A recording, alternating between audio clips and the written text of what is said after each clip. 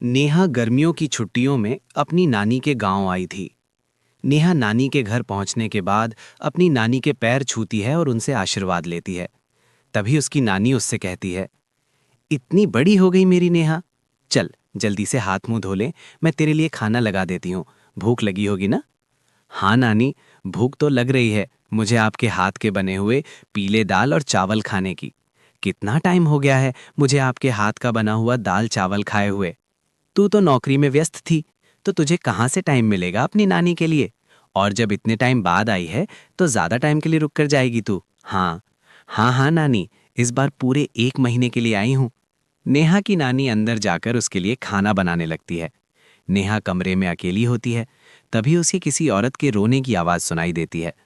वो कभी खिड़की से बाहर झांकती है तो कभी दरवाजे से बाहर झांकती है। उसे समझ में नहीं आ रहा होता है कि आखिर रो कौन रहा है। तभी नानी खाना लेकर आ जाती है। वो अपनी नानी से कहती है, नानी कोई औरत रो रही है क्या? मैं जब से यहाँ आई हूँ तब से मुझे यहाँ किसी औरत की रोने की आवाज आ रही है। हे भगवान, कहीं ये वही तो नहीं?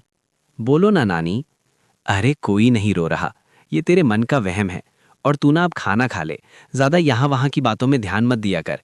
जल्दी से खाना खा और फिर मेरे साथ आ जा। मेरे कमरे में दोनों बैठकर खूब सारी बातें करेंगे। ऐसे ही अगले दिन नेहा अपनी नानी के साथ गांव के बाजार जा रही होती है। उसी रास्ते में फिर से किसी औरत के रोने की आवाज आती है। वो अपनी नानी से कहती है, अरे नानी, क्या सच में तुम्हें अभी भी किसी औरत के रोने की आवाज नहीं सुनाई दे रही? मुझे किसी औरत की बहुत बुरे तरीके से रोने और चीखने की आवाजें आ रही हैं। मैं बहुत परेशान हूं नानी, आखिर ये कौन है? मुझे लगता है कि नेहा को शहर भेज देना चाहिए, यहाँ रहना उसके लिए ठीक नहीं। नानी बोलो ना, आप चुप क्यों हो जाते हो? नेहा, तू घर चल, मुझे तुझसे बहुत जरूरी बात करनी है। नानी नेहा को घर ले आती है और नेहा से कहती है, नेहा, कल सुबह तू शहर वापस चली जाएगी। अरे अचानक, आखिर क्या बात है नानी? आप मुझे ऐसे जाने को क्यों कह रही हो? मैं बस जो कह रही हूं उस पर ध्यान दे।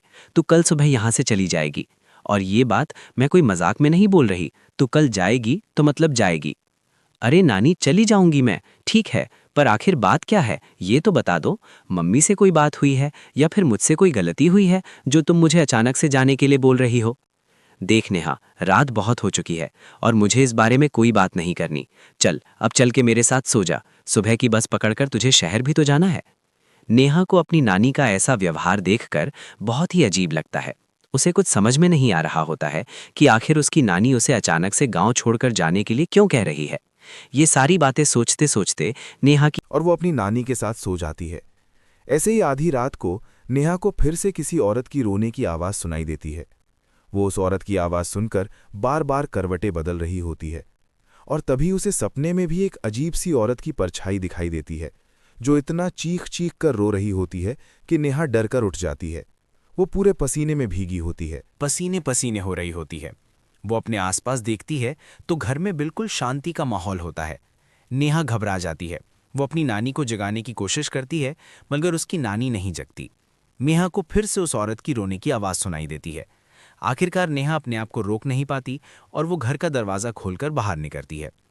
आखिर ये माजरा क्या है, आज तो मैं पता करके रहूंगी। अब आवाज का पीछा करते हुए नेहा आधी रात को गांव के चौपाल के पास बने कुएं के पास पहुंच जाती है, जहां कुएं के चारों ओर बेड़ियां लगी होती हैं। उन बीड़ियों में लगे हुए ताले के साथ एक लाल रंग का कपड़ा और माता रानी का कलावा बंधा होता है। उस कुएं में से नेहा को किसी के रोने की आवाज आती है। नेहा परेशान हो जाती है। इस कुएं में कौन है? कौन है यहाँ? सुनो, कौन है? कौन रो रहा है?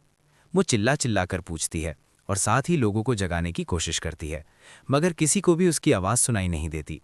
अब नेहा खुद उस कुएं के पास की बेड़ियों और तालों को खोलने की कोशिश करती है और किसी तरह कुछ देर की मशक्कत के बाद नेहा उसको खोल भी देती है। और जैसे ही वो कुआं खोलकर उसके अंदर झांकती है, नेहा उस कुएं में गिर जाती है। इतने में उसकी नानी की नींद भी खुल जाती है और नेहा को पास ना देखकर नानी परेशान हो जाती है। नानी घबराकर पूरे घर में उसे ढूंढने की कोशिश करती है, जिसके बाद उसकी नानी और सभी लोग उस खूनी कुएं के पास जाते हैं और नेहा की नानी कुएं के पास खड़ी होती है। सभी गांव वालों और नेहा की नानी को नेहा के चिल्लाने की आवाज आती है। बचाओ, कोई मुझे बचाओ। मेरी बच्ची, हम आ गए, हम तुझे बचा लेंगे। नानी, मुझे यहाँ बहुत डर लग रहा है। यहाँ इंसान की कटी हुई मुंडियाँ, हाथ, पैर और कंकाल है और खून भी है।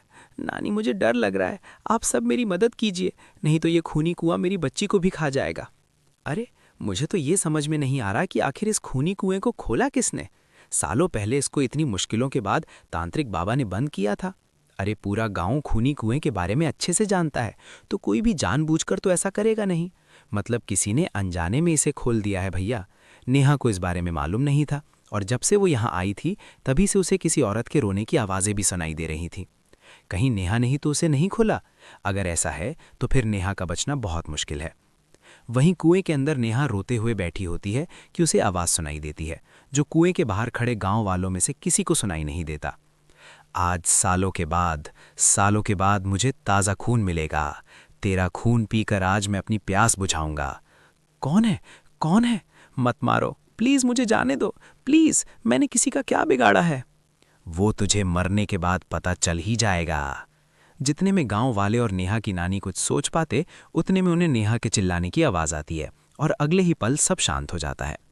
क्या हुआ नेहा, मेरी बेटी? माफ़ करना बहन, लेकिन अब नेहा वापस नहीं आएगी। हमें एक बार फिर से कुएं को बंद करना होगा। गांव वाले तभी तांत्रिक को बुलाकर लाते हैं। एक बार फिर अपनी शक्ति से तांत्रिक बाबा उस कुएं को हमेशा हमेशा के लिए बंद कर देते हैं, और वहां एक बोर्ड लगा दिया जाता है कि यहाँ आना मना है।